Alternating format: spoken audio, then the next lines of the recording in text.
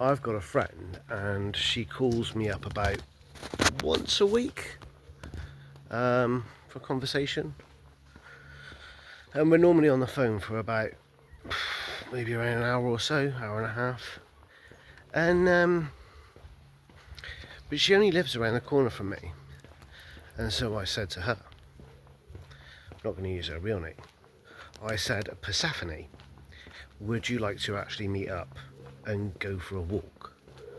Said I'm literally just like finishing a snack at the moment. Are you free for a walk? Are you at home? Because she literally lives like around the corner from me. She does not live far from me at all. And so she said yes. And I went around there because I don't understand why I would be like less than 5 minutes away from her, why I would talk to her on the phone. It seems nonsensical. And then we went for a walk, and it was a really long, good chat. We had a great chat. It was I can't explain it. It was like 2 or 3 hours. It was just a good chat. I can't really explain it more than that. And then the week after, similar thing again. She's gotten in touch with me because there was a question that she wanted an answer to. And so I said the same thing to her. And I said, oh, I've got something to tell you later. And she says, oh, and you're going to leave me waiting until then? And I was like, yes. And the reason why I was going to leave her waiting until then is because it dawned on me. The phone is not the place to have conversations. That's not what the phone is for. The phone is to arrange to meet up with somebody so that you can have a conversation. So it's like, if you want that chat with somebody, instead of spending an hour on the phone to them, just meet up with them. Just meet up with them. It's like, even if you just go and sit on a park bench and have that conversation, it is still better to have it in person rather than it is to have it on a phone. The phone is not a substitute for human communication, and I feel we've begun to treat it like that.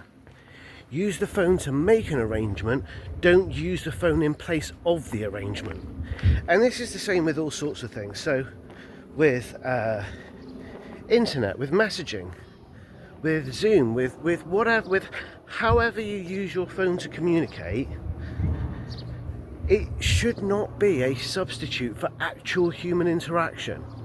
This is where we're going wrong. This is why we're seeing an epidemic in mental health, is because people have started to use it as a substitute for real human interaction, to the point where they struggle to interact with other humans.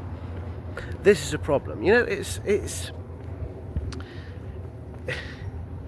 technology and how it facilitates how we get on with each other and how we communicate with each other is one thing, but it's an addendum to what we already do. It shouldn't be used in place of what we're already doing. You know, if you've got a friend that lives in Australia and obviously you're not able to speak to them on a regular basis, sure, a video chat is a great thing. That improves the ability to talk to each other. However, if it's somebody that lives in the same city as you, meet them. Actually go and meet up with them. Conversations that we had were far richer or deeper than any conversation I would have ever had on the telephone with her. That's what it's for. That's exactly what, and meet the friend, go for a walk with them. Honest to God, it will clear your mind tremendously. I've started to become I started to subscribe hugely to the fact that any conversations that I have with people, I just want them to be in person now.